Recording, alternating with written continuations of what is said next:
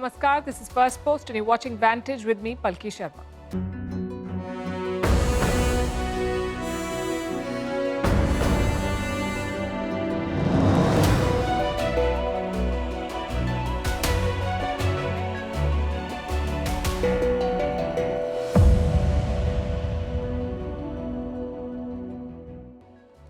In a hysterical presser at 2 a.m., Pakistan claimed that India would retaliate in 24 to 36 hours. The clocks run out, and the truth is finally catching up.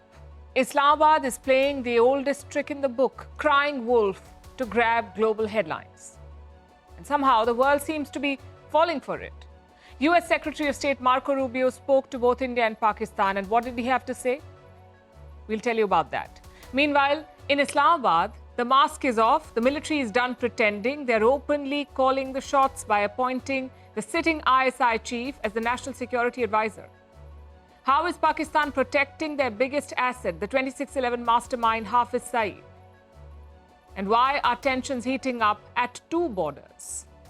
In other news, the first edition of the World Audio, Visual and Entertainment Summit, or WAVES Summit, took place in Mumbai today. How will it boost India's media and entertainment industry? The US and Ukraine have signed the long-awaited minerals deal. The US is reaching out to China for a trade deal.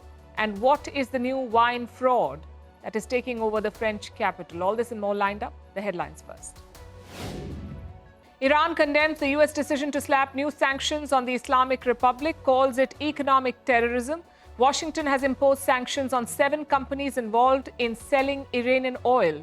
This comes just days before another round of nuclear talks between the two countries. Bangladesh begins 3 days of mass political rallies. Rival groups will be staging demonstrations in the capital Dhaka to drum up support before the much-anticipated election. Polls could be held as early as December or at the latest by mid-2026. Former Prime Minister Khaleda Zia's Bangladesh Nationalist Party is tipped to win this election. North Korea and Russia begin building their first road bridge. The deal was sealed during Russian President Putin's visit to North Korea in 2024. The bridge will connect Russia's Far East to North Korea's northeastern region. Since the Ukraine war began, Pyongyang has deepened its military and political ties with Moscow. Paramilitary shelling hits the Sudan's presidential palace in Khartoum. It is the second such attack on the capital in a week. On Saturday, the Rapid Support Forces, or RSF, targeted the Army's General Command headquarters. The paramilitary RSF has been at war with the Sudanese army for more than 2 years. And Japanese police arrest a man for plowing his car into primary school children. This incident took place in the western city of Osaka. 7 children have been injured. The suspect faces attempted murder charge. Greeting you with aloha and namaste. No, I love India. Presence, occupation of a territory by another country pertains to India. What we saw in Kashmir.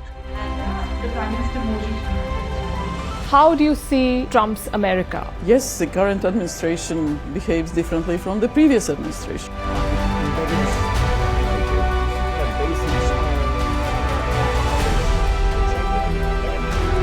Are you saying that there are foreign powers who are trying to bring down the current government in Syria? Exactly. Bluntly, Iran, maybe Russia too. Prime Minister Modi committed to South-South, cooperation.